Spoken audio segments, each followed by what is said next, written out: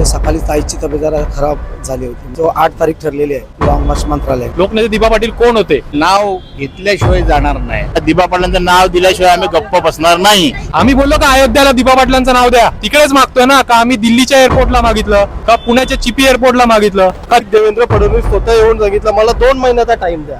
तुम्ही या इथं बघा, कारण की अजूनपर्यंत एकही मंत्रिमंडळातून कोण माणूस आला नाही. सरकार ऐकण्याच्या भूमिकेत पूर्वीही नव्हतं आणि आत्ताही नाही. आपली लाज वाटला पाहिजे आपल्या माणसाला, बरं ना? संघर्ष हाऊस नाही आली की आम्ही इथून बसून उपोषण करावं. संघर्ष आमच्या 5वीला पुजलेला आहे. भूमिपुत्राची इथं आगरी कोल्याची काय ताकद आहे ती शासनाला निश्चितपणाने दाखवलं.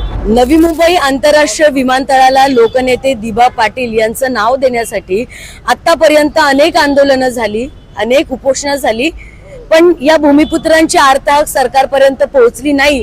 आणि म्हणून या आंदोलनाचा, उपोषणाचा एक नवं पर्व आपल्याला पुन्हा एकदा ऐतिहासिक पद्धतीने नवी मुंबईत पाहायला मिळालं. उरणच्या भूमिकन्या रश्मिकाताई यांनी 5 दिवस आंदोलन केलं, आमरण उपोषण केलं. आज त्यांची तब्येत इतकी खालावली आहे की त्यांना हॉस्पिटलमध्ये ऍडमिट करण्यात आलंय. पण बोलतात ना, भूमिपुत्र हा कधी न थांबणार आहे.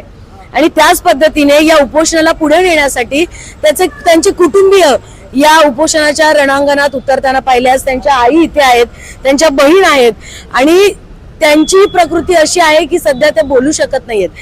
त्यांना साथ देण्यासाठी हे भूमिपुत्र हा मोठ्या प्रमाणात इथे उपस्थित आहे. त्या सगळ्यांशी मी बोलणार आहे. या उपोषणाचा आजचा 6वा दिवस आहे. मी जेव्हा इथे आले तेव्हा अनेक पोलीस मंडळी मला इथे दिसले. उपोषण बंद करा, थांबवा. काल इथे रास्ता रोको झालं, म्हणजे कुठेतरी दबाव येतोय उपोषण बंद करण्यासाठी. पण या सगळ्याच्या मागे या भूमिपुत्रांची अद्यापही आर्तहाक काय आहे, या उपोषणाचा शेवट कसा होणार आहे आणि कसा केला जाणार आहे या सरकारमार्फत, हे आता आपण त्यांच्याशी बोलणार आहोत. माझ्यासोबत सर आहेत. सर, मला आपल्याला विचारायला आवडेल, ताईंची तब्येत खालावलेली आहे, एकंदरीत या उपोषणाची सद्यस्थिती तुम्ही काय सांगाल? आजचा अमर उपोषणा ताईचा 6वा दिवस आहे आणि आजच्या 6व्या दिवशी साधारणतः म्हणजे सकाळी ताईची तब्येत जरा खराब झाली होती. म्हणजे छातीत जळजळ मळमळ होते, पोटात दुखते. त्यामुळं आम्ही ताईला समजवलं की ताई, आंदोलन आपल्याला चालू राहील.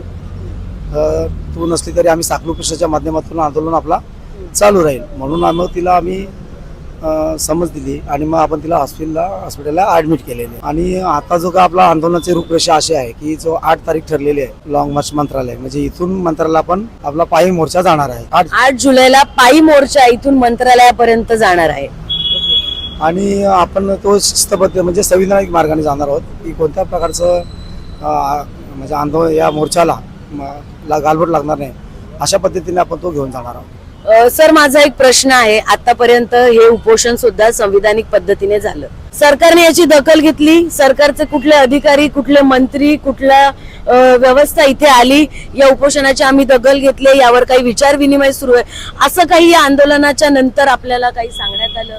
सरकारने दखल अशी घेतली असं मला नाही वाटत, कारण दखल घेतली असती तर आतापर्यंत सरकारचं शिष्टमंडळ आलं असतं. आतापर्यंत फक्त आमच्या पनवेलचे तलसर मॅडम येऊन गेलेत, त्यांनी इतर आमच्या आजी आमदार आहेत ते येऊन गेलेत आणि आजच खासदार आप्पासाहेब बारणे येऊन गेले आणि त्यांनी ताईला विनंती केली, ताई आपण स्वतःची काळजी घ्या. 5-6 दिवस झाले तुम्ही अन्न पाणी काही खाल्लेलं नाहीये. त्यांनी रिक्वेस्ट केली की तू उपोषण नको सोडू, परंतु तू कमीत कमी स्वतःला जप, स्वतःची काळजी घे. आणि मग त्या हिशोबाने आपण तिला सलाईन चालू केली आणि मग आज जरा तिला जास्तच वाटायला लागलं म्हणून मग तिला आज आपण हॉस्पिटलाइज केलेलं आहे. सर, आता इथे आले तेव्हा अनेक पोलिसांचा आपल्यावरती दबाव येत असल्याचं एक निदर्शनास आलं, काय सांगाल? नाही, दबाव नाही म्हणता येणार. त्यांचं म्हणणं बरोबर आहे की रश्मिता ताईच्या तब्येतीला काही बरं वाईट झालं तर मग तिचंही आयुष्य आहे ना, मग तिच्या आयुष्याशी आपण का खेळायचं? निश्चितच त्यांनाही चिंता आहे, जशी आम्हाला चिंता वाटते तशी त्यांनाही चिंता वाटते ना. का हे अडथळे येत आहेत, काय होतं? माझं एवढंच म्हणणं आहे की सरकारला पाझर फुटत नाहीये. एखादी व्यक्ती जर का 5-6 दिवस कंटिन्यू आमरण उपोषणावरती बसते, मग सरकारला एवढी नैतिक जबाबदारी नाही का एखादा सरकारी शिष्टमंडळ पाठवावा? आज ती माऊली इकडे बसली आहे, रश्मिताताई, आज 5 दिवस झाली उपोषण का बसली आहे? तिचा काय संबंध, तिचा काय नातं लोकनेते दिबा पाटलांशी? लोकनेते दिबा पाटील कोण होते? ज्यांनी स्त्री भ्रूण हत्याचा कायदा आणला, ज्याच्यामुळे आज स्त्री इथे जगते, त्यांना एक हक्क मिळालाय. त्या हक्काचं परतफेड करण्यासाठी ती भूमिकन्या इथे उपोषणाला बसली आहे. तर ती भूमिकन्या एकट्या, तो कायदा फक्त त्या रश्मिताताईसाठी किंवा माझ्या आई बहिणींसाठी ना, तो संपूर्ण देशासाठी आला. कुळ कायदा जो आणला तो दिबा पाटील साहेबांनी आणला. तो फक्त महाराष्ट्रासाठी किंवा आग्रा कोळ्यांसाठी आणला का? तर तो महाराष्ट्रासाठी नाही तर पूर्ण देशासाठी आणला. मग अशा माणसाचं नाव आम्ही कुठे मागतोय? जिथे तो जन्माला आला, जिथे तो एअरपोर्ट आहे, ज्या एअरपोर्टसाठी जमिनी आग्रा कोळ्यांच्या भूमिपुत्रांच्या गेल्या, तिकडेच मागतोय ना? का आम्ही दिल्लीच्या एअरपोर्टला मागितलं, का पुण्याच्या चिपी एअरपोर्टला मागितलं, का चिपळूणच्या एअरपोर्टला मागितलं? आम्ही मागतोय आमच्या ठिकाणी ना. आम्ही बोललो का अयोध्याला दिबा पाटलांचं नाव द्या. अयोध्याच्या राम मंदिरासाठी पण बऱ्याचशा गोष्टी अशा आहेत की आपल्या आगरी कोळी पण तिथे होते, पण दिबा पाटलांचं नाव इथे, त्यांचे वाकडणे लोक त्यांची जी कामं आहेत त्यांच्याकडे बघा. ही जी सरकार आहे राज्यात आणि केंद्रात एकच सरकार आहे. राज्यातनं केंद्राकडे पाठवलंय, गेले 6 महिने ऐकतोय. ही फडणवीस की सरकार आहे की फसवणवीस सरकार आहे? किती वेळ लागतो? जर का इथेच अदानी किंवा अंबानीचं नाव लागायचं असतं तर 2 दिवसात नाही 2 तासात नाव लागलं असतं. पण इथे आग्रा कोळ्यांच्या फक्त जमिनी पाहिजे, त्यांची नावं द्यायला यांच्या अंगाला काय वाळवी लागली? आज नवी मुंबई एअरपोर्ट तयार झालं, पण त्या एअरपोर्टला ज्या लोकनेत्यांनी इथे कष्ट केले, शेतकऱ्यांसाठी लढा दिला, आगरी कोळ्यांसाठी त्यांनी आपल्या जमिनी दिल्या, त्यांचं नाव मिळत नाही. आणि अशासाठी महिलांना रस्त्यावरती उतरण्याची वेळ आली आहे. ताई, जेव्हा घर संसार हे सांभाळून एक बाई उपोषणाला बसते, घरून काय पाठिंबा आहे आणि काय घरचे विचार करतात जेव्हा दिवसभर आज ताई आहेत, आई आहेत इथे, काय वाटतं, काय सांगाल? खरं सांगायचं बोलल्यानंतर बाईचं जीवन एवढं व्यवस्था असतं ना की तिला घर, मुलं सगळी जबाबदारी असते. त्या सांभाळून हे करायचं बोलल्यानंतर कोणाला हाऊस नाही आली की आम्ही इथून बसून उपोषण करावं का? आज आम्हाला करायचं कारण का आमच्या आज अस्तित्वाचा प्रश्न आला आहे.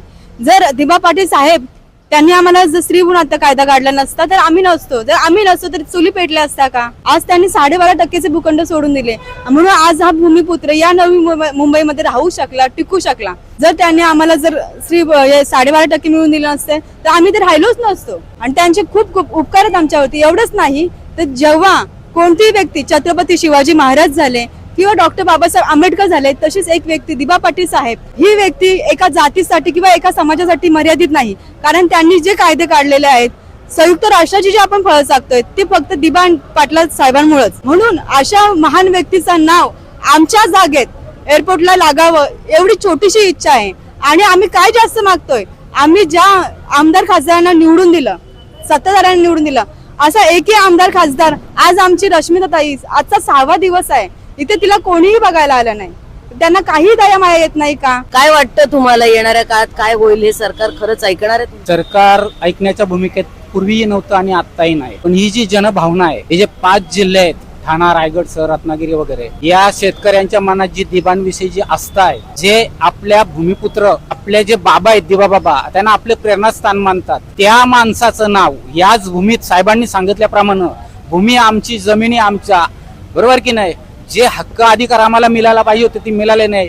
आमचा योगदान कुठेतरी एवढा मोठा आहे आणि आम्हालाच तुम्ही कुठेतरी गलचेपी केल्यासारखं वाटतंय. आमच्या एकदम माफक अपेक्षा आहेत, त्यातलीच ही अपेक्षा आहे दिबा पाटील साहेबांनी ह्या भूमिपुत्रांसाठी, ज्या 5 जिल्ह्यातल्या लोकांना ज्यावेळी जमिनी संपादन केल्या त्यावेळी मुलांना शिक्षण कसं द्यायचं तो प्रश्न पडला. त्या काळात 22.5% किंवा 12.5% जर नवीन कायदा आणला आणि विकसित भूखंड मिळवून दिले, त्या मुलं आज या 5 जिल्ह्याची मुलं डॉक्टर, वकील, इंजिनियर किंवा आता विमानतळ झाला या ठिकाणी पायलट किंवा एअर होस्टेस मुली होत आहेत. ही त्यांची कृपा आहे. तर त्यांच्या कृपेमुळे हे सोन्याचे दिवस या 2-4 जिल्ह्यांना आलेत. तर खरंच तुमच्याकडे सोन्याचे दिवस आहेत. हा 6वा दिवस ताईचा उपोषणाचा. ताईच्या जिद्दीला पहिलं तर मी सलाम करतोय. तिचा हा एवढा मोठा धाडस अजून तरी कोणी केलं नाही दिबा पाटलांच्या नावासाठी. आणि इथे राजकारण नेत्यांचा चालू आहे, का श्रेय कोणाला भेटेल किंवा काय. मुळात केंद्रात, राज्यात सत्ता भारतीय जनता पक्षाची आहे. प्रस्ताव पाठवून जवळपास 1 वर्ष झाला. 1 वर्ष काय केंद्राची कॅबिनेट झालीच नाही का? मुळात केंद्र सरकारला, राज्य सरकारला द्यायचं नाही. काही महिन्यापूर्वी या ठिकाणी एअरपोर्ट वरती देवेंद्र फडणवीस स्वतः येऊन सांगितलं मला 2 महिन्याचा टाइम द्या. चुकत नसेल तर बरोबर आहे, 2 महिन्याचा टाइम द्या. तर राज्याचा प्रमुख मुख्यमंत्री येऊन 2 महिन्याचा टाइम मागतो आणि दिबांचाच नाव देऊ. पण आज त्या गोष्टीला देखील 6-7 महिने उलटून गेलेले आहेत.